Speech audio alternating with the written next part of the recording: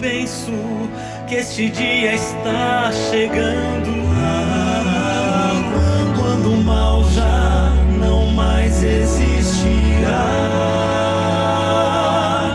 eu me animo e renovo as minhas forças,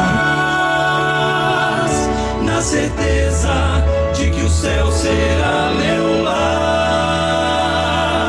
Mas enquanto ele não vem, sigo esperando. Enquanto ele não vem, sigo com fé. Levanto os meus olhos para o alto, meu coração me diz, ele está vindo. E vivo os meus dias pensando, pode ser hoje, talvez um dia ou dois depois de amanhã.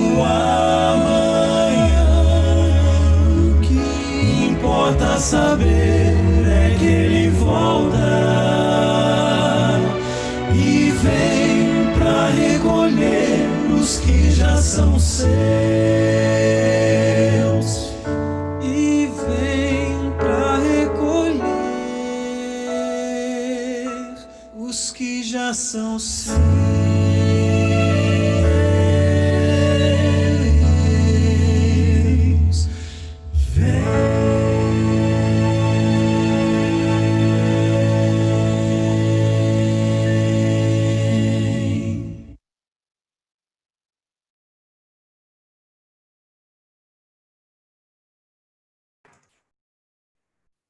Uma boa tarde a todos, sejam bem-vindos a mais um estudo. Espero que vocês tenham tido uma ótima semana. Aqui está tudo bem também, nossa cidade, tudo em ordem. Quem sabe volte ao normal aí semana que vem, tem uma previsão aí, né, dessas situações que estamos passando. Não sei onde você está, como está, mas espero que esteja tudo bem com vocês. Espero que vocês também tenham aproveitado os estudos até o momento. Hoje nós vamos ter mais um estudo bem especial, e eu quero lembrar a vocês que algumas recomendações importantes de que durante a transmissão você mantenha o seu microfone fechado, porque às vezes se você abre, atrapalha um pouquinho quem está do outro lado escutando, então se for possível, deixar sempre o microfone fechado. Lembrando que as dúvidas também poderão ser enviadas pelo chat, nós temos alguns moderadores aqui do estudo, então a sua dúvida chegará até a pessoa. E se der tempo, depende de como for o discorrer de hoje do estudo, nós podemos ainda tentar responder para vocês. Se não, como vocês já sabem, ao final vocês vão receber também um formulário para colocar a pergunta, a dúvida que vocês tiverem, e iremos responder ao longo da semana para vocês. Tudo bem? Acho que vocês estão ansiosos pelo estudo de hoje também, por mais um estudo, e eu gostaria de convidar todos vocês agora nesse momento, na onde você está. Feche seus olhos e nós vamos ter uma palavra com o nosso Deus. Senhor, nosso Deus, Criador dos céus e da terra, nós agradecemos ao Senhor porque nós estamos vivos, nós agradecemos porque o Senhor também nos ama. Nós queremos pedir nesse momento o auxílio do Teu Santo Espírito para que possamos compreender o estudo que nós vamos ter esta tarde, que o Senhor abra o nosso entendimento, e também se há alguma preocupação, alguma coisa que está incomodando nossa mente, que nesse momento, por favor, o Senhor possa nos ajudar a compreender o que nós vamos estudar. Eu também não conheço todas as pessoas que estão aqui do outro lado, mas o Senhor conhece a cada uma delas, o Senhor sabe de cada dificuldade dessas pessoas. Por isso, nesse momento, nós pedimos que o Senhor esteja com cada um de nós, que o Senhor atenda às nossas necessidades, mas sempre de acordo com a Tua vontade, porque o Senhor sabe o que é melhor para nós. Abençoe, por favor, o Carlos Eduardo, que nesse momento ele vai fazer a explanação desse estudo de hoje, que o Senhor possa estar com ele e conosco também. Nós agradecemos e pedimos tudo isso em nome do Senhor Jesus. Amém. Bom, muito bem, como eu disse a vocês, hoje não vai ser eu, vai ser o Carlos Eduardo. Eu chamo ele de Du, tá? Se vocês quiserem chamar ele de Du também, fica à vontade, né? Acho que ele não se importa com isso, né? Então, vocês agora fiquem à vontade. Du, é com você a palavra, que Deus te use nesse momento e que nós possamos compreender o que você tem para nos passar hoje. Muito bom, muito obrigado, Marquinhos, pela introdução aí, pela apresentação. Meu irmão, minha irmã, Deus seja louvado pela sua vida, por mais uma vez você ter dedicado esse tempo, separado esse tempo no seu dia para o estudo da palavra de Deus. Isso é muito importante, algo muito relevante. E o tempo em que nós estamos vivendo é um tempo solene, um tempo em que os profetas, em que os discípulos, eles gostariam de ter vivido no tempo em que nós estamos vivendo, porque são realmente momentos solenes, onde nós iremos ver a volta do nosso Senhor Jesus Cristo. Eu creio nisso, que veremos a volta de Jesus em nossa geração. Isso é algo muito impactante, que mexe muito comigo. Bom, e é sobre isso que nós iremos falar nessa tarde. Nós iremos fazer um estudo do capítulo 24 do livro de Mateus. Esse capítulo ele é considerado pelos teólogos como o Apocalipse de Jesus, porque ali Jesus tratou dos eventos relativos ao fim, e nós já vamos falar um pouquinho sobre isso. E eu gostaria, nesse momento, então, de começar já a compartilhar com você. Nós temos bastante coisa para falar hoje. Eu espero conseguir aqui não correr com o estudo, mas, ao mesmo tempo, não passar do tempo e conseguir transmitir toda a informação que nós precisamos. Se por algum motivo, como nós já falamos, ficou alguma dúvida, alguma coisa sem esclarecer, por favor, não hesite em nos mandar a sua dúvida. Vamos lá, então? Por favor, se você quiser já deixar a sua Bíblia aberta no capítulo 24 do livro de Mateus, é praticamente o capítulo que nós iremos utilizar. Iremos usar outros textos, mas esse será a base. Enquanto isso, eu vou aqui compartilhar com vocês a minha tela, para que vocês possam, então, acompanhar os textos bíblicos que serão projetados, para que você possa também ter aí essa visão. Vamos lá. Eu imagino que você já esteja vendo a minha tela, e esse é o tema de hoje, o Apocalipse de Jesus. Então, a gente vai começar pelo começo. Vamos ler o capítulo 24, os 3 primeiros versos. Eu vou projetá-los aqui na tela para nós podermos acompanhar juntos. Vamos lá. Diz o texto bíblico assim: tendo Jesus saído do templo, ia se retirando, quando se aproximaram dele os seus discípulos para lhes mostrar as construções do templo. Ele, porém, lhes disse: não vede tudo isto? Em verdade vos digo que não ficará aqui pedra sobre pedra que não seja derribada. Então, no verso 3, Jesus diz o seguinte: no Monte das Oliveiras achava-se Jesus assentado. Quando se aproximaram dele os discípulos em particular, e lhe pediram: dize-nos quando sucederão essas coisas e que sinal haverá da tua vinda e da consumação do século. Bom, fazendo um resumo bem simples do que está acontecendo aqui nesses 3 primeiros versos do capítulo 24 do livro de Mateus, está acontecendo basicamente o seguinte: os discípulos estão querendo mostrar para Jesus as construções do templo. Lembrando que esse templo é o último templo que foi construído, é o templo ali de Zorobabel, que estava em pé na época de Jesus, e ele era um templo muito imponente. Até hoje existem ruínas lá em Jerusalém, o Muro das Lamentações é uma parte desse templo. Então eles queriam mostrar para Jesus a magnificência daquele templo. Então Jesus se vira para os discípulos e diz o seguinte: olha, vocês podem não saber, mas esse templo será destruído.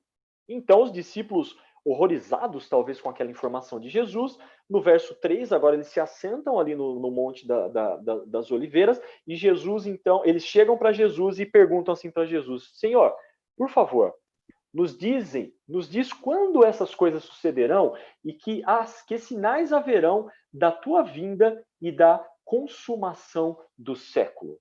Ou seja, o que os discípulos questionam a Jesus é quando isto ocorreria, ou seja, efetivamente quando o templo será destruído. Mas eles entendem que isto ocorreria efetivamente, que isso seria efetivamente algo muito tremendo na vida deles, porque a destruição do templo para o judeu seria algo assim, algo tremendo na vida deles. Por quê? Porque o templo já havia sido destruído no passado, por ocasião da invasão de Babilônia, quando Babilônia invadiu Jerusalém. Então eles já sabiam que o templo já havia sido destruído, agora o templo havia sido reconstruído com muito custo, terminado ali por Zorobabel. Então para eles, aquela destruição do templo era algo muito profundo, porque o templo efetivamente era o centro de adoração deles. Então o que eles fazem? Basicamente eles entendem que a destruição do templo, para eles, seria o fim do mundo. Só que também no verso, eles fazem uma ligação entre o fim do mundo e a volta de Jesus. Eles dizem assim, olha, dize-nos que sinal, dize-nos quando sucederão essas coisas e que sinal haverá da tua vinda e da consumação do século. Então eles fazem uma ligação entre a destruição do templo e o fim do mundo, e eles entendem que o fim do mundo ocorreria por ocasião da volta de Jesus. Apesar dos discípulos não terem entendido muita coisa ainda, muita coisa eles já entendiam. E Jesus havia dito para eles que Jesus não iria ficar ali com eles para sempre, que Jesus iria embora e iria voltar. Nós até veremos um outro verso aqui que vai explicar um pouquinho isso aqui no decorrer do estudo. Então eles entendiam isso, que Jesus iria voltar. Mas vejam só, o capítulo 24, então, basicamente, do que se trata o capítulo 24? É a resposta de Jesus a esta pergunta dos discípulos. Quando os discípulos chegaram para Jesus e lhe pediram para Jesus que ele então explicasse quando aconteceriam essas coisas, ou seja, a destruição do templo, e que sinal haveria da vinda dele da consumação do século, Jesus então passa agora no capítulo 24 a explicar para eles exatamente quando ocorreriam essas coisas, como elas sucederiam, e dando detalhes exatamente desse evento. Bom, acontece o seguinte, que Jerusalém realmente foi destruída. Até coloquei uma imagem aqui da destruição de Jerusalém. E Jesus, quando ele vai explicar para os discípulos as coisas relativas à destruição do templo, ele não faz somente isso, ele não apenas diz para eles assim, olha, eu vou explicar para vocês sobre a destruição do templo. Jesus, ele faz da destruição de Jerusalém um símbolo da destruição final das nações por ocasião da sua vinda. Ou seja, Jesus agora ele pega e faz da destruição de Jerusalém, que aconteceu no ano 70 da nossa era, um símbolo da destruição final das nações. Então Jesus, ao invés de dizer para os discípulos diretamente os eventos que iriam acontecer no fim, a consumação do século, como nós lemos aqui no verso 3 na nossa Bíblia, ele passa a explicar primeiro para eles as questões de Jerusalém, então ele faz um paralelo desse evento com a destruição final do mundo, por ocasião da sua volta. Então, o que acontece no capítulo 24 é que Jesus trata desses dois eventos de forma entremeada, ou seja, de forma junta. Então, ora, Jesus está falando da destruição do templo em Jerusalém, especificamente, que ocorreria no ano 70, apesar dos discípulos não saberem que seria no ano 70, mas Jesus ele faz isso, ele trata da destruição do templo de Jerusalém, não só do templo, mas de Jerusalém especificamente, e em outros momentos, Jesus então ele trata dos eventos que seriam relativos ao fim, ou seja, a destruição final das nações. Só que acontece que Jesus ele faz isso de forma entremeada, ou seja, ora ele está falando da destruição de Jerusalém, ora ele está falando do fim do mundo. Eu vou dar um exemplo para vocês entenderem efetivamente o que eu estou dizendo. Vá com a sua Bíblia aí no capítulo 24 que você está, vá a partir do verso 15, acompanha comigo. Eu coloquei aqui um resuminho apenas dos versos 15 até o 20, eu não coloquei todos, né, para não ficar muito extenso. Mas esses textos dizem o seguinte, Jesus ali no verso 15, ele fala assim para os discípulos, olha, quando vocês virem o abominável da desolação de que falou o profeta Daniel no lugar santo, quem lê entenda, então os que estiverem na Judéia fujam para os montes. O que Jesus estava dizendo aqui para eles, olha, vai chegar um momento que aquilo que Daniel falou lá no capítulo 11 do seu livro, e nós vamos até tratar sobre isso, eu acredito, durante a nossa série, lá no capítulo 11, se eu não me engano, no verso 39 de Daniel, ele fala assim, olha, Daniel falou de um abominável da desolação. E eu estou dizendo para vocês o que é o abominável da desolação. O abominável da desolação é a destruição de Jerusalém. Então, quando vocês virem Jerusalém cercada, o que Jesus estava dizendo para eles, resumidamente, é isso. Quando vocês virem Jerusalém cercada pelo exército inimigo, vocês fujam. Fujam para que a vida de vocês seja poupada. A vida de vocês seja poupada. Até Jesus falou, olha, ore para que a a fuga de vocês não se dê num sábado, nem no inverno, porque no sábado e no inverno as portas da cidade ficavam fechadas, então se eles fossem fugir naquele momento seria complicado. E aí vamos ver como isso, então, efetivamente se cumpriu literalmente na história. Bom, o que aconteceu é que no ano 66 da nossa era, após, então, 30 e poucos anos após Jesus ter morrido, Céstio, que era um imperador romano, ele cercou a cidade de Jerusalém para invadir a cidade e destruir a cidade. Bom, o que acontece é que, sem nenhum motivo aparente, isso está descrito pelo historiador Flávio Joséfo, no seu livro História dos Hebreus, sem nenhum motivo aparente, Céstio levanta o seu exército e vai embora. Ele desiste e vai embora. Isso foi no ano 66. No ano 66 da nossa era. Os cristãos entenderam e se lembraram daquilo que Jesus tinha falado, de quando eles vissem o abominável da desolação, ou seja, a cidade cercada, eles deveriam fazer o quê? Fugir para os montes. E foi exatamente isso que os cristãos fizeram. Fugiram da cidade de Jerusalém. Aqueles que não deram ouvido às palavras de Jesus pereceram. Por quê? Logo após, então, no ano 66 aconteceu isso. Logo depois, no ano 70 depois de Cristo, aí o imperador Tito, efetivamente ele cerca novamente a cidade, mas aí ele invade e destrói a cidade. Na verdade, ele fez primeiramente um cerco, e esse cerco foi tão terrível. Lembre-se que as cidades naquela época eram todas fortificadas, então você cercar uma cidade, você estava impedindo as pessoas de sair e também da alimentação chegar, das provisões alimentares daquela época chegarem na cidade.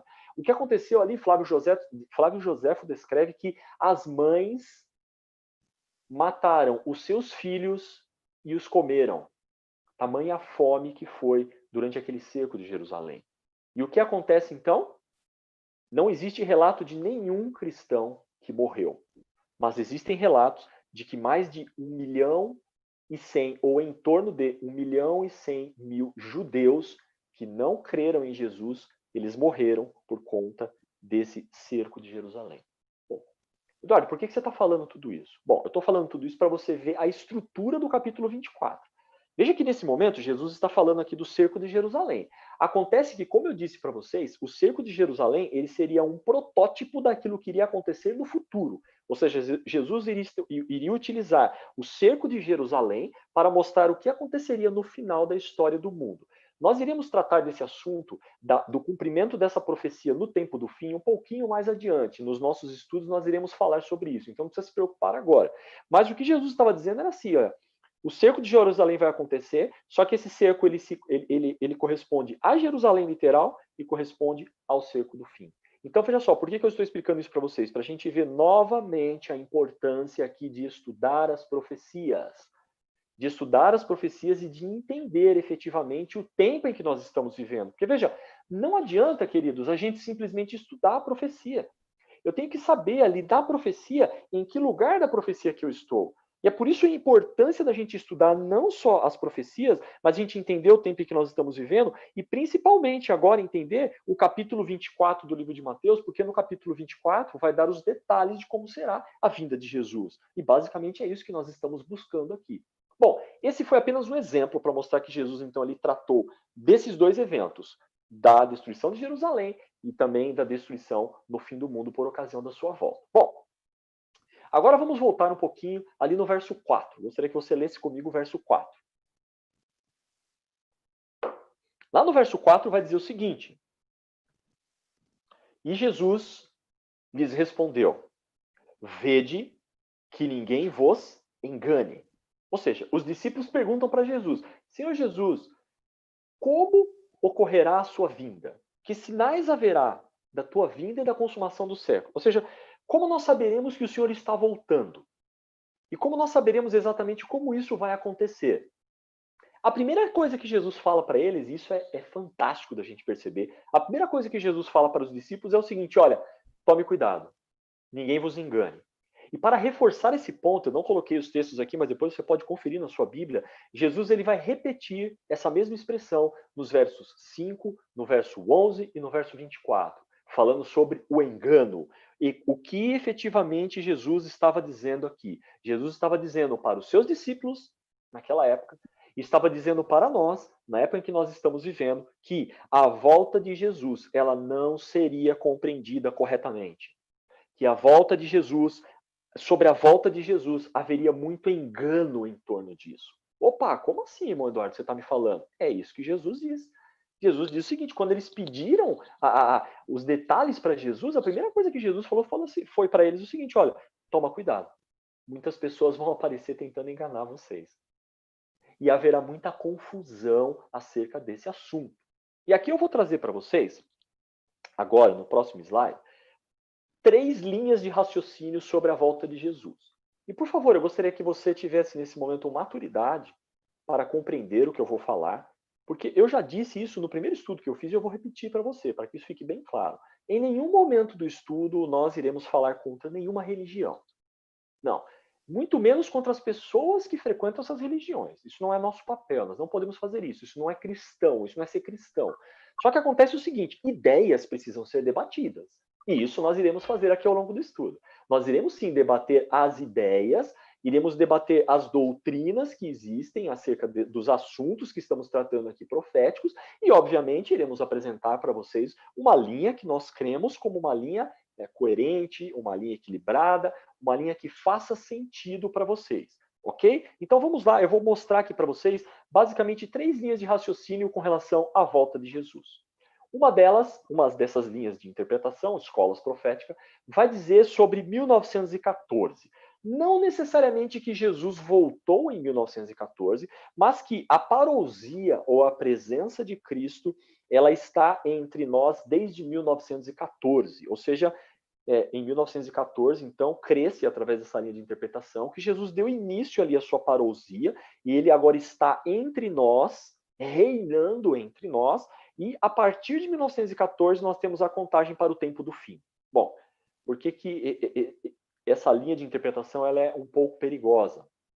E por que nós não cremos exatamente dessa forma? O primeiro ponto é que, quando Jesus diz sobre a sua volta, e nós vimos isso lá em Daniel no capítulo 2, iremos reforçar no estudo de hoje, quando Jesus falou sobre a sua volta, ele disse o seguinte, olha, quando eu voltar, eu resolvo todos os problemas do mundo. E nós não precisamos ser muito estudiosos da palavra de Deus, basta apenas estarmos trancafiados dentro de casa nesse momento para saber que os problemas do mundo não foram resolvidos em 1914. Aliás, muito pelo contrário. Depois disso já tivemos guerras mundiais, outras guerras, pandemias, etc. Então, não é possível que Jesus tenha efetivamente voltado ou estabelecido seu reino em 1914. Outra linha de raciocínio é o idealismo. Eu falei um pouquinho disso para vocês lá no primeiro estudo das linhas de interpretação profética. O idealismo ele vai dizer basicamente que, sim, Jesus volta, mas ele não volta literalmente. Aquilo é uma metáfora. A volta de Jesus, quando Jesus está tratando da sua volta, ele está falando ali de forma metafórica, de forma poética, para dizer que ele vai habitar em nosso coração. Ora, não é isso que Jesus diz. Jesus disse várias vezes nos seus discursos o seguinte: eu vou e volto. E eu volto literalmente. Eu volto de verdade. Não volto apenas de forma romântica, de forma espiritual, no coração de cada um. Então, nós também podemos rejeitar essa linha de interpretação profética. E a outra, que infelizmente essa aqui é a mais difundida no meio cristão. Então você vai ter aqui pentecostais, e de novo, não estamos falando contra religião nenhuma, tá? Estamos apenas debatendo ideias. Você vai ver pentecostais acreditando dessa forma, você vai ver protestantes tradicionais acreditando dessa forma, que haverá um arrebatamento secreto, ou seja, um grupo de pessoas irá para o céu e outro grupo vai ficar aqui na terra, e basicamente esse grupo que fica aqui na terra, ele vai ter que, entre aspas, meio que se virar pelas suas próprias forças, porque o Espírito Santo será derrotado, será retirado, vem um período de tribulação muito forte e as pessoas vão ter que se salvar basicamente pelas suas próprias forças. Tá?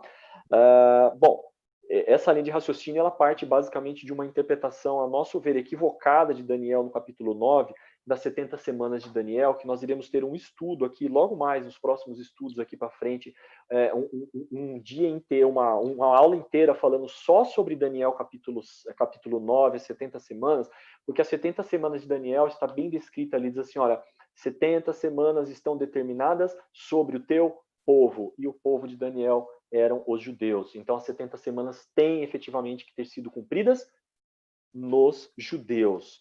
Então, basicamente, o arrebatamento secreto, essa linha de raciocínio, ela pega a última semana de Daniel e joga lá para o tempo do fim.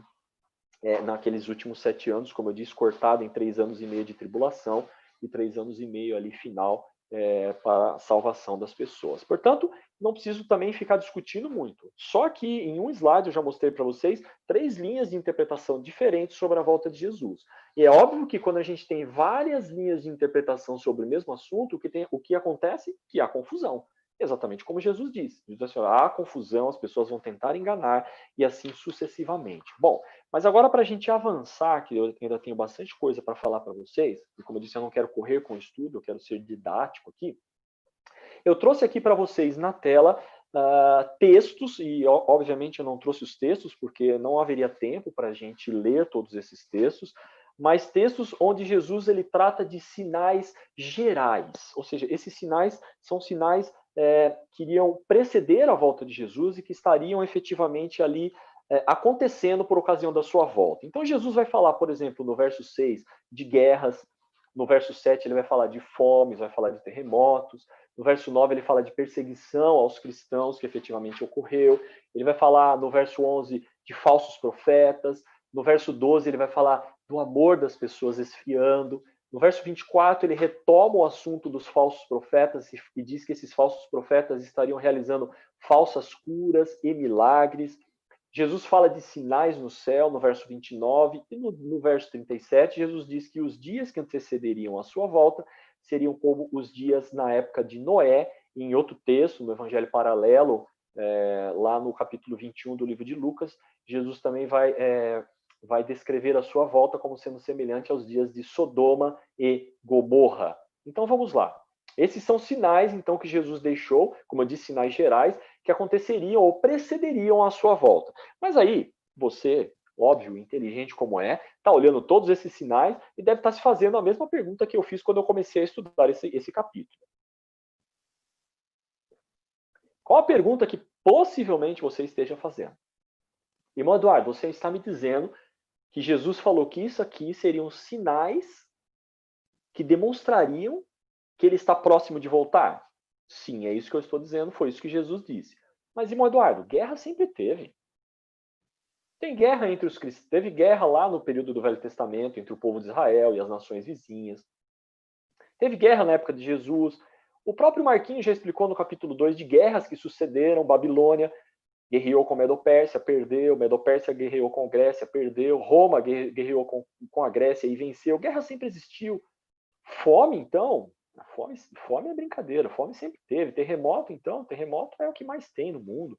Perseguição, falso, enfim, tudo isso aqui você poderia dizer para mim, Eduardo, tudo isso aqui são sinais que sempre existiram. Então, eles não podem ser sinais que precedem a volta de Jesus. Bom, mas aí eu queria lembrar vocês agora e ler um outro texto para vocês que talvez vocês nunca pensaram sobre ele. Pode ser que sim, mas talvez não.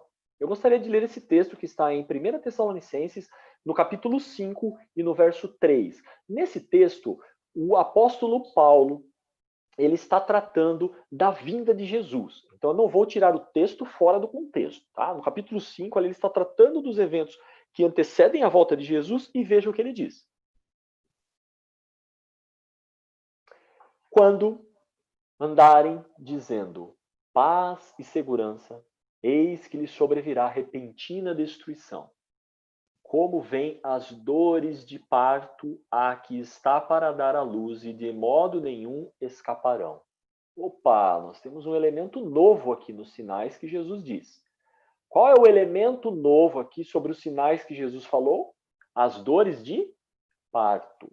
Você, minha irmã, que está assistindo aí do outro lado dessa transmissão, está participando dessa classe bíblica, se você já teve um filho, você sabe efetivamente como são as dores de parto. Bom, estou falando em situações normais, um parto normal. Claro que existem exceções em que a pessoa às vezes nem sente dor, ela vai para o hospital, toma uma injeção, e ela faz ali uma gravidez induzida ou faz uma cesárea, ela não tem as dores de parto. Mas normalmente, em situações normais, o que acontece quando a pessoa está para dar à luz? Começam as dores de parto. E como são essas dores de parto, minha irmã, você que está aí do outro lado? As dores de parto vai acontecendo o que com ela? Ela vai primeiro ela vai se intensificando em dor e ela vai reduzindo, aumentando a frequência, ou seja, reduzindo o tempo. Portanto, as dores de parto começam talvez com 30 minutos, a próxima dor ela vem com 20, depois ela vem com 15, depois ela vem com 10, etc. E o que acontece? Dá para a mulher depois falar assim, quando tá lá, ela tá com contrações a cada 5 minutos, ela fala assim, eu não quero mais ter um filho, não. Eu desisto, tá feio, o negócio aqui tá muita dor, eu não quero mais, não. Ela consegue evitar a vinda do filho? Não, claro que não, é óbvio que não. O que Paulo, então, ele traz de elemento novo, que eu retomo aqui os sinais gerais que Jesus disse. Bom, esses sinais sempre existiram? Sim, sempre existiram. Mas o que Jesus está dizendo é que esses sinais se intensificariam cada vez mais.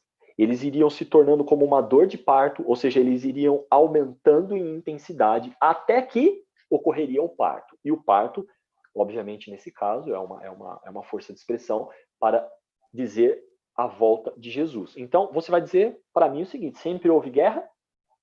Sempre houve guerra. Mas não houveram guerras como está acontecendo hoje. Se você fizer uma busca na internet, você pode fazer isso, eu desafio você a fazer. Você procura lá terremotos a partir do século XIX. E você vai ver a intensidade dos terremotos, como ela faz assim, ó. Ela começou, tinha um terremoto, dali 2 anos, tinha outro e tal, tal. Hoje, não passa um ano sem ter um terremoto, ou mais de um terremoto de alta intensidade. Então, o terremoto fez assim, ó. E assim com todos os outros sinais. Então, o que Jesus estava dizendo é que, sim, os sinais aconteceriam. E esses sinais iriam se intensificar. Mas existe um desses sinais aqui, que é um sinal específico, que eu quero destacar para vocês, que é esse que está no verso 29. O verso 29, eu gostaria de ler com vocês, que esse é um sinal específico. Ou seja, Jesus diz assim, olha, esse sinal, logo em seguida esse sinal, acontecerá o quê? Aparecerá no céu o sinal do Filho do Homem, ou seja, Jesus voltaria. Então, o que Jesus disse que aconteceria antes da sua vinda e que nós poderíamos esperar a sua volta após esses eventos específicos. O texto de Mateus 24, 29 diz, logo em seguida a tribulação daqueles dias, o sol escurecerá, a lua não dará sua claridade e as estrelas cairão do firmamento e os poderes do céu serão abalados. Portanto, Jesus deu aqui sinais específicos que iriam acontecer no sol, na lua e nas estrelas. E esses 3 sinais, eu vou dizer agora para vocês, e vou inclusive mostrar alguns textos que eles já aconteceram. E, de novo, isso aqui é história. Você pode pesquisar na internet, você vai colocá-la assim na internet assim, olha, o dia escuro. Pesquisa lá, o dia escuro, e vai trazer para você essas mesmas referências que eu estou trazendo aqui para você agora. O escurecimento do sol e a lua como um sangue, ela se deu no dia 19 de maio de 1780. Ele é conhecido na história, como eu falei, se você colocar lá na internet, como o dia escuro. Eu trouxe aqui apenas um texto de reportagens da época, de escritos da época, que dão um pouquinho da dimensão do que foi esse dia. Esse dia ficou escuro a partir mais ou menos das 12 horas do meio-dia, e ele ficou escuro o restante do dia até, obviamente, à noite também, né? E se deu, então, esse dia escuro. Vejam um relato aqui que está. Espero que vocês vão conseguir ler aí. Eu tentei colocar um pouquinho grande. O dia 19 de maio de 1780 foi um dia notavelmente escuro. Acenderam-se luzes em muitas casas. Os pássaros deixaram de cantar e desapareceram. As aves retiraram-se para os seus poleiros. Todos haviam acreditado que havia chegado o dia do juízo. Que o dia de escuro de 1780 não foi o resultado de um eclipse, porque muitos poderiam dizer, foi um eclipse, é fácil estabelecer pela posição que, respectivamente, ocuparam nesta ocasião o Sol, a Lua e a Terra. Você sabe que para ter um eclipse precisa de um alinhamento entre Sol, Lua e Terra, e isso não aconteceu nesse dia. E, impressionantemente, até as aves foram para os seus poleiros. Isso às 12 horas, meio-dia, que era para o Sol estar no mais alto, na sua mais alta força. Então, isso é um evento que já aconteceu em 1780. Logo após isso, nós tivemos ali no ano de 1833, mais precisamente no dia 13 de novembro de 1833, a queda das estrelas. De novo, se você buscar lá na internet, queda das estrelas, vai trazer para você essa referência, e eu trouxe aqui um texto apenas de um estudioso da época, de uma universidade americana, e ele descreveu da seguinte forma: os que tiveram a felicidade de testemunhar a exibição de estrelas cadentes na madrugada de 13 de novembro de 1833, provavelmente tenham visto a maior demonstração de fogos celestes que já houve desde a criação do mundo, ou pelo menos nos anais compreendidos nas páginas da história. A extensão da chuva foi tal que cobriu parte considerável da superfície terrestre. Portanto, esses dois sinais que eram específicos, Jesus diz o seguinte, olha, lá no verso 29, vai acontecer isso e após isso acontecerá a minha vinda. Eles já aconteceram. E preste bem atenção nisso que eu vou dizer para vocês. Eles já aconteceram há um bom tempo, em 1780 e em 1833. Bom, a despeito disso, como é que está o mundo hoje falando sobre a volta de Jesus?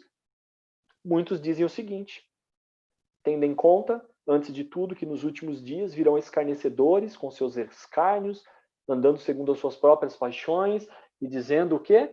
Onde está a promessa da sua vinda? Ou seja, as pessoas estão zombando da volta de Jesus. Queridos, muitas pessoas podem zombar da volta de Jesus, literalmente, ou seja, falando Jesus não vai voltar, mas muitas pessoas podem zombar da vinda de Jesus, sabe como? Simplesmente não se preparando para esse evento, mesmo ele estando prestes a acontecer.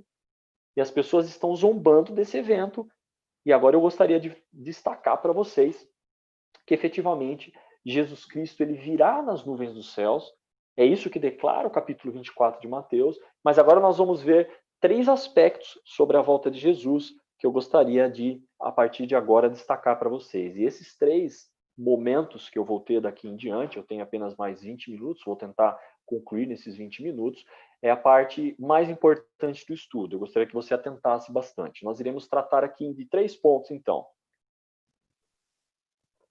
Quais as características da volta de Jesus? Qual o objetivo da volta de Jesus? E quando efetivamente isso vai acontecer? Então vamos começar pelo primeiro, características da volta de Jesus. Quando você vai lá em Apocalipse, no capítulo 1, no verso 7, o texto está aqui, eu não vou ficar lendo todo o texto para a gente ganhar tempo, enquanto você vai lendo, eu vou fazendo os comentários.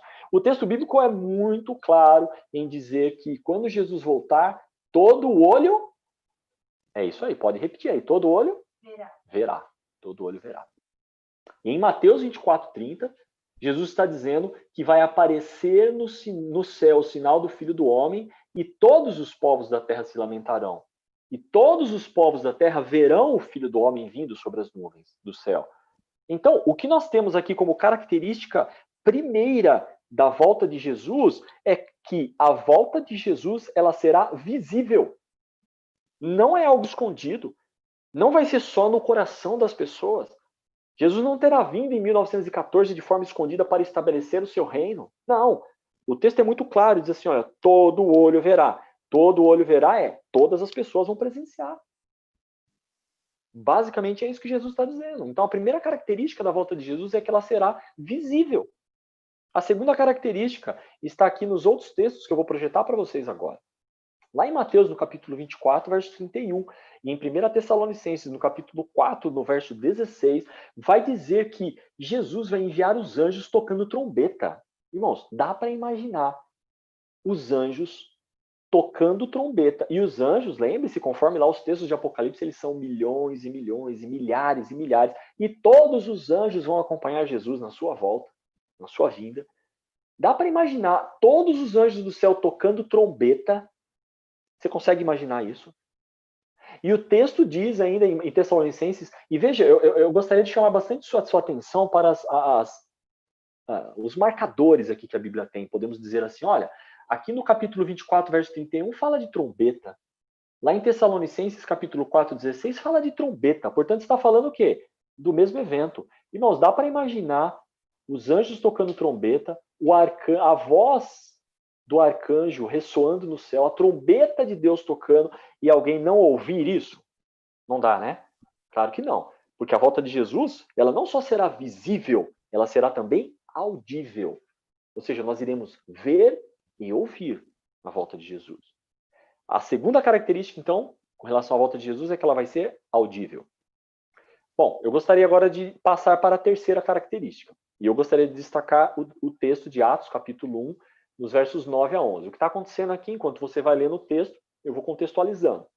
Jesus havia morrido, já havia ressuscitado e tinha passado 40 dias com os discípulos. Então Jesus vai ali até o monte, e lá no monte, Jesus então começa a se despedir dos seus discípulos. Ele fala ali as últimas palavras que estão registradas ali em Mateus, no capítulo 28, né, em Marcos, capítulo 16, e assim sucessivamente. E Jesus começa então a subir. Jesus vai sendo assunto aos céus, e os discípulos que estavam ali, eles começam a observar, eles vão vendo, ó, acompanha comigo, eles vão fazendo assim, ó, eles vão vendo Jesus subir. E quando Jesus sobe, desaparece, 2 anjos aparecem do lado deles, dos discípulos, e perguntam assim, por que vocês estão olhando para as alturas? Porque eles estavam assim, olhando, né, o que está acontecendo. Aí eles acordam, né, eles não estavam dormindo, desculpa, mas eles voltam ali e olham para os anjos falam assim, olha, esse Jesus que vocês viram subir, ele vai voltar do mesmo jeito. Como que Jesus subiu? Jesus subiu de forma literal e pessoal. Foi Jesus que subiu, não foi um espírito que subiu. Foi Jesus ressuscitado, no seu corpo glorificado, que subiu. E eles viram Jesus subir. Então, as 3 características que nós temos aqui por ocasião da volta de Jesus é que a volta de Jesus ela vai ser visível, ela vai ser audível, ela vai ser literal e ela vai ser pessoal. Ou seja, todos nós iremos ver, é Jesus mesmo que vem, não é no coração, não é de forma poética, como o idealismo prega, e ela vai ser literal, é o próprio Jesus mesmo que vem pessoalmente para nos encontrar. Tá claro isso para vocês, meus irmãos? Como eu falei, essas 3 partes finais aqui do estudo, elas são as mais importantes, porque através dessas características que eu estou mostrando para vocês, e agora o objetivo que eu vou falar da volta de Jesus, elas vão basicamente eliminar a confusão que existe acerca da volta de Jesus. Porque Jesus, veja, o evento é o mais importante que todos nós cristãos aguardamos. O evento mais importante da história do mundo é a volta de Jesus. E Jesus quer que nós compreendamos corretamente esse assunto. Não dá para a gente ficar tendo confusão ou sendo enganado pelas pessoas. Então veja só. Essas são as características: visível, audível, literal e pessoal. Agora vamos passar para o próximo tópico e vamos falar um pouquinho qual é o objetivo da volta de Jesus. Eu gostaria de ler com vocês ali 2 versos, um deles nós já lemos, e na verdade eu vou até procurar um outro texto aqui na minha Bíblia para já destacar depois para vocês, enquanto vocês aí estão lendo. Basicamente o verso 16 nós já lemos, e o verso 17, ele vai dizer o seguinte, olha... depois nós, os vivos, né, a partir daqui, depois nós, os vivos, os que ficarmos, seremos arrebatados juntamente com eles entre as nuvens para o encontro do Senhor nos ares, e assim estaremos para sempre com o Senhor. Então veja, qual é o objetivo da volta de Jesus? Ressuscitar as pessoas. Veja aqui, meus queridos, olha, Jesus volta do céu e os mortos em Cristo ressuscitam. E depois nós, os vivos, seremos arrebatados. É daqui que vem a expressão arrebatamento. Mas não tem nada de secreto aqui. O que tem de arrebatamento é que todo mundo está presenciando, está todo mundo vendo. E eles sobem todos juntos para as nuvens. Então, qual é um dos objetivos da volta de Jesus? Ressuscitar os mortos. E nós vamos fechar toda essa ideia no final. Eu vou apenas falar os textos e no final a gente vai fechar toda essa ideia. O próximo texto é em 1 Coríntios, capítulo 15, versos 51 e 52. Paulo diz o seguinte, olha, eu vou dizer para vocês um mistério, nem todos dormiremos. Paulo está dizendo o seguinte, não são todos que vão morrer, mas transformados nós seremos. No momento, num abrir e fechar de olhos, ao ressoar a última trombeta. De novo, eu queria destacar para você, olha aqui, de novo aparece a palavra o quê? Trombeta. Ou seja, fala em trombeta lá em Mateus, fala em trombeta em Tessalonicenses e fala em trombeta aqui em Coríntios. Está falando do mesmo evento. Diz que a trombeta soa, os mortos ressuscitam incorruptíveis, ou seja, imortais, e nós seremos transformados. Transformados por quê? Porque o nosso corpo hoje é mortal e ele se tornará imortal. Então, um próximo objetivo da volta de Jesus... Opa, coloquei aqui. aqui, é dar a imortalidade.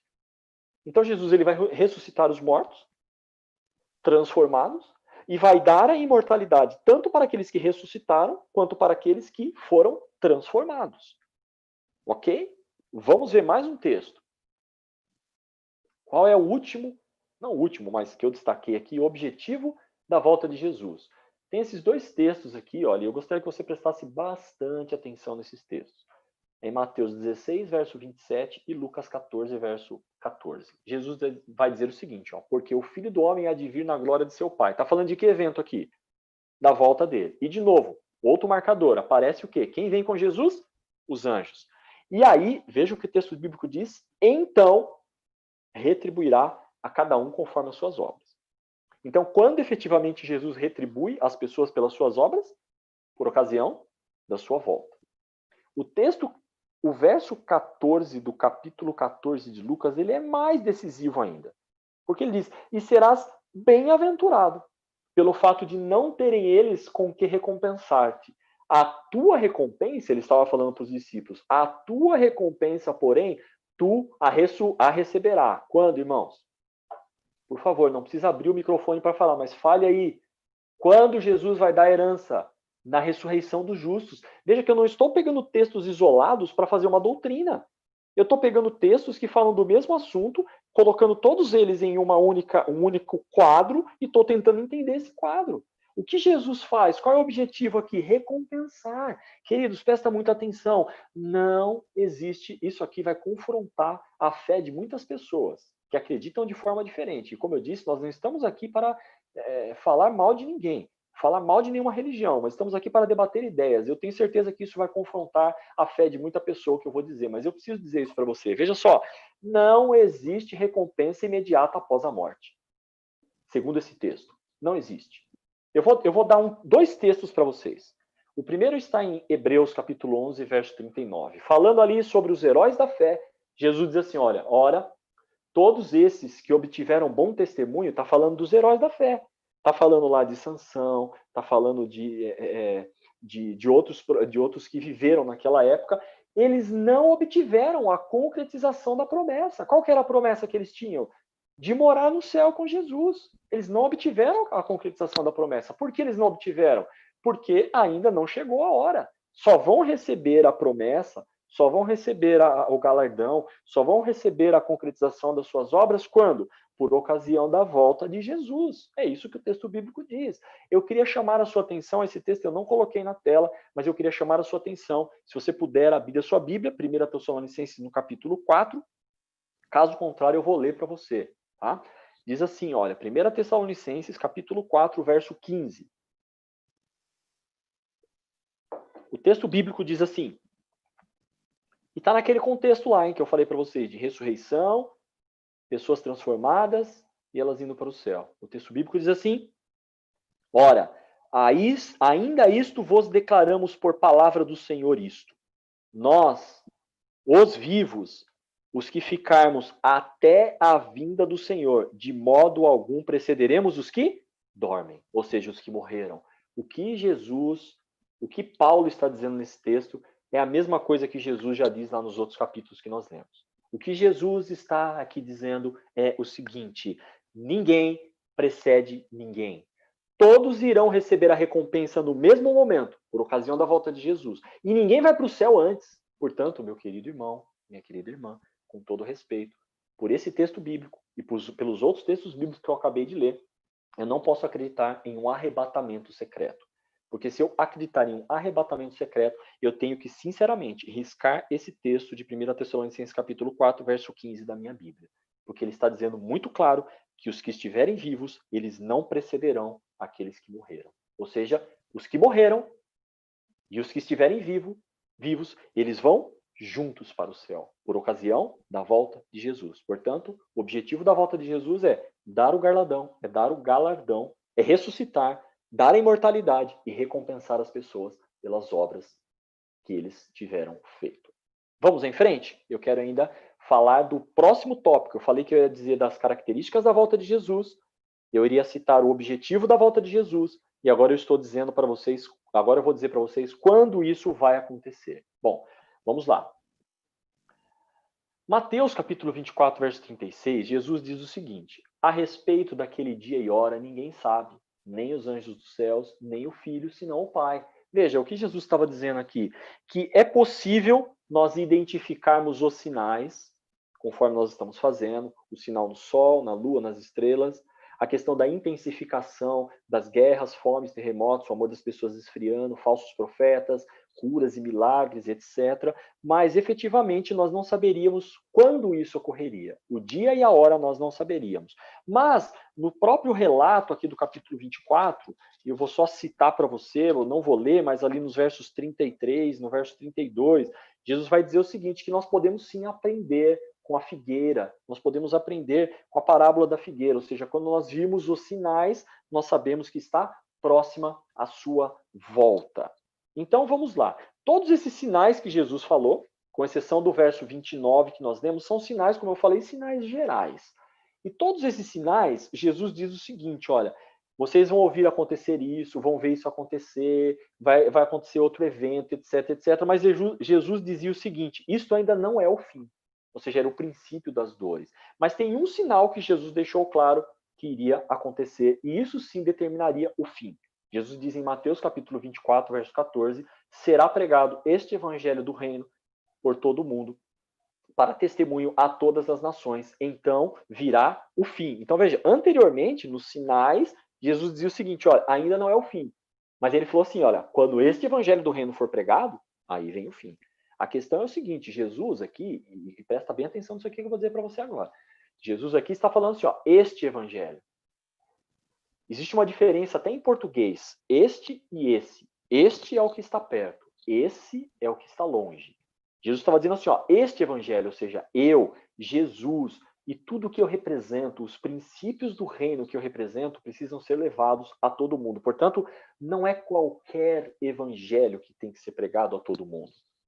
Não é qualquer evangelho. Quando nós vamos lá, a pergunta é que evangelho, né? Como eu falei, não é qualquer evangelho que precisa ser pregado. Quando nós vamos em Apocalipse, no capítulo 14, eu quero ler 2 versos com vocês agora. E a gente já vai, dessa forma, conduzindo para o final aqui no encerramento. Mateus, no capítulo 24, nos versos 14... Apocalipse, capítulo 14, versos 6 e 7, nos dito o seguinte, vi outro anjo voando pelo meio do céu, tendo um evangelho, e veja, que tipo de evangelho que é? Não é qualquer evangelho. Que evangelho que é? Um evangelho eterno. Eterno aqui é um símbolo de um evangelho que não muda, é o mesmo evangelho que está sendo pregado desde lá do Jardim do Éden, quando Adão e Eva caíram. E esse evangelho precisa ser pregado aos que se assentam sobre a terra, para cada nação, tribo, língua e povo.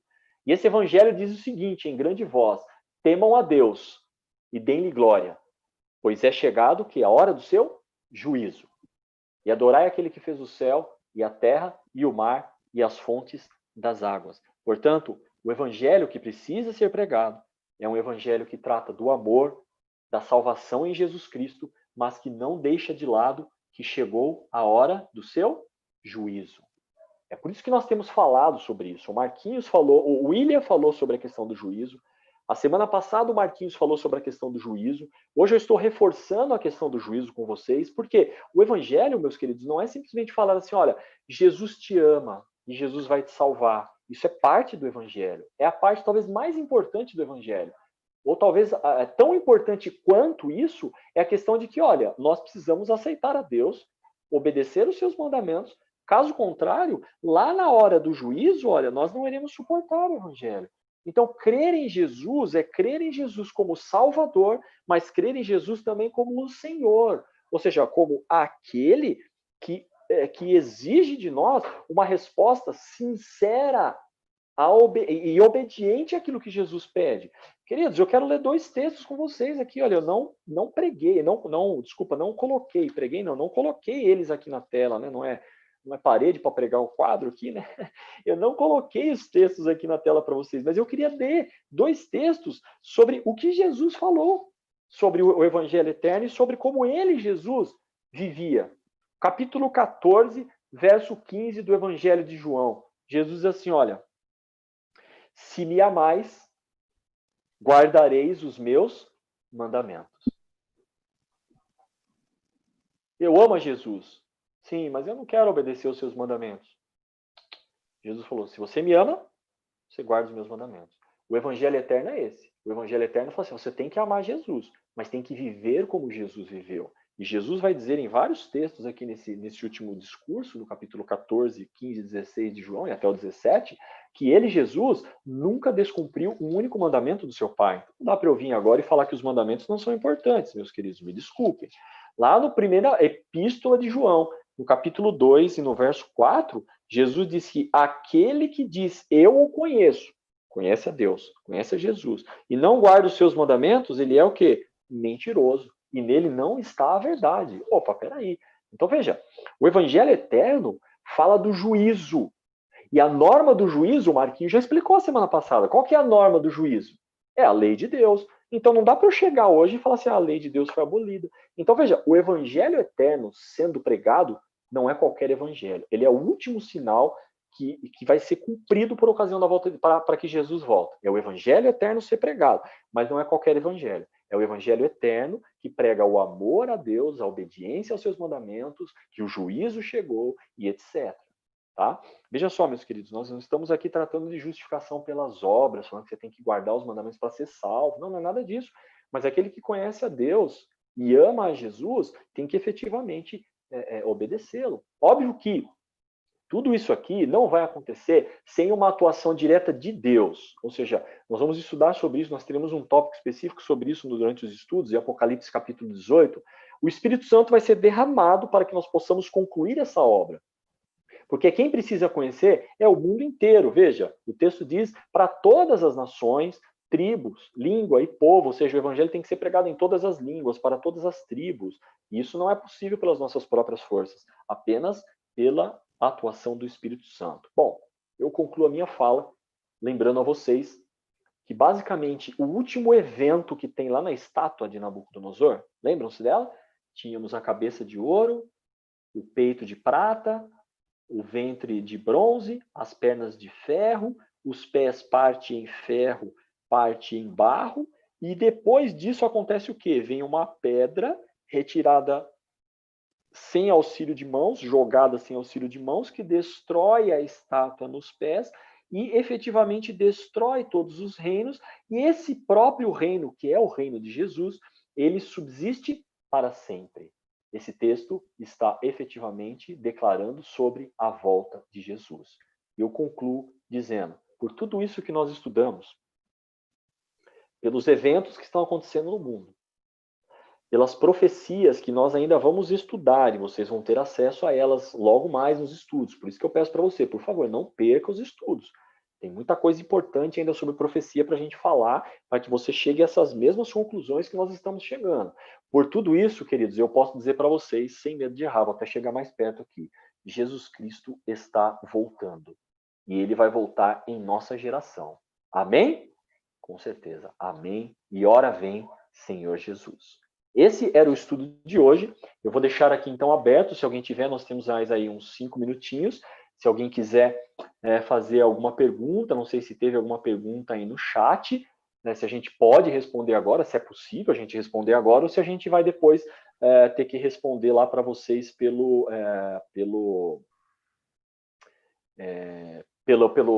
canal lá que a gente tem mantido com vocês, tá bom? Então fique à vontade, meus amigos aí, William, Marquinhos, por favor, vocês podem conduzir ao encerramento. Ok, Edu, muito obrigado pela explicação. A princípio não tivemos nenhuma pergunta até o momento, mas acho que o pessoal ainda está digerindo aí o assunto. Então, quero lembrar vocês que vocês vão receber esse material que o Edu apresentou para todos hoje, e vocês vão poder dar uma revisada nele. E eu quero reforçar que é importante as dúvidas, tá bom? Porque as dúvidas, elas fazem fixar um pouco o nosso conhecimento. Então, se você tem dúvida, não tem problema, pode fazer sem problema nenhum. Se você vai poder usar o canal que nós vamos mandar, que é o link, mas você sabe que no grupo, você tem o contato nosso lá no grupo. Então, você consegue também pegar através do nosso contato, nos chamar e fazer as perguntas que for necessária, tá? Porque aquele grupo ele é somente consulta, somente leitura, porque senão fica muita bagunça, as pessoas postando e as informações importantes acabam não chegando até você, e aí você acaba perdendo informações, né? Por isso que ele é fechado. Mas, assim, ele é só por esse motivo, mas você tem contato aberto conosco, os nossos contatos, você pode fazer perguntas à vontade, é importante. E se você está aqui e perdeu algum assunto que já se passou, e está com alguma dificuldade de compreender alguma coisa ali, você também entre em contato conosco, que nós vamos dar um jeito aí de a gente conseguir fazer essa reposição com vocês, tá? Então, é importante que vocês questionem, façam perguntas e, principalmente, agora, terminando o estudo, vocês vão até a Bíblia e confira todos os textos que foram lidos e vejam se realmente aquilo que foi lido é importante vocês conferirem, tá bom? William, você quer comentar alguma coisa? Eu vi que você abriu. Não, Marquinhos, tá tudo correto, não teve nada no chat, eu tô mandando agora eu vou mandar agora as perguntas o link das perguntas no grupo do WhatsApp. Aí vocês podem responder, mas eu acho que você foi completo aí, porque assim, as dúvidas a sua dúvida, né, se alguém do curso aí tem alguma dúvida, a sua dúvida pode ser a dúvida de alguém que talvez não tenha coragem de perguntar, ou talvez que nem tenha pensado nesse aspecto. Então acho que será interessante, se alguém teve dúvida, escrever lá, porque além de se ajudar, vai ajudar outros com as respostas, tá bom? É isso. Perfeito. Então, Du, não tendo então, alguma pergunta, teve alguns comentários aqui, mas nenhuma pergunta até o momento. Vou pedir, por gentileza, que você faça uma oração para a gente poder concluir o estudo, então. Claro, antes de orar, então, meus queridos, muito obrigado mais uma vez por você ter dedicado esse tempo para a gente estudar juntos a palavra de Deus. Eu quero lembrar, então, que a semana que vem nós teremos um outro estudo que, assim, vai ser enriquecedor. Eu acredito que ele vai abrir os olhos de vocês de uma forma, assim, como talvez você nunca tenha visto. Não é porque nós iremos apresentar, porque, você... Não, irmãos. Olha, o estudo da próxima semana, ele vai ser elucidante para a sua vida. Ele vai abrir os olhos, vai tirar escamas, muitas vezes, dos nossos olhos. Então, por favor, não perca. Domingo que vem, às 5 horas, nós esperamos vocês aqui, tá bom? Um abraço, fiquem com Deus e agora vamos fazer uma última oração. Feche os seus olhos, por favor, e vamos orar. Deus bendito e soberano, Criador dos céus e da terra, nós te louvamos e agradecemos muito ao Senhor, porque a tua palavra ela é clara. Se nós estudarmos ela de forma comparando textos com textos e vendo os sinais que o Senhor deixou, não existe dúvida, Senhor Jesus. O Senhor está voltando e nós somos gratos por isso, porque em breve nós veremos a concretização dos nossos sonhos e nós iremos morar com aquelas pessoas que já morreram, acreditando no Senhor, elas irão ressuscitar e juntos, todos nós iremos contigo morar a eternidade ao teu lado. Isso é o maior desejo que nós temos em nossa vida. É por isso que nós estamos estudando, é por isso que nós estamos dedicando tempo, Senhor. A nossa mente, estamos buscando aqui compreender a tua vontade, porque tudo o que nós queremos, todas as pessoas que estão aqui, todos nós queremos ir para o céu. Declaramos isso para o Senhor nesse momento e pedimos que, por favor, dê uma bênção especial na vida de cada pessoa que está assistindo, dos seus familiares, para a honra e glória do teu nome, e essa seja uma semana abençoada por ti. Nós pedimos agradecidos no nome do Senhor Jesus. Amém. Amém. Amém? Muito obrigado, pessoal, e uma boa semana a todos. Deus abençoe cada um. Amém.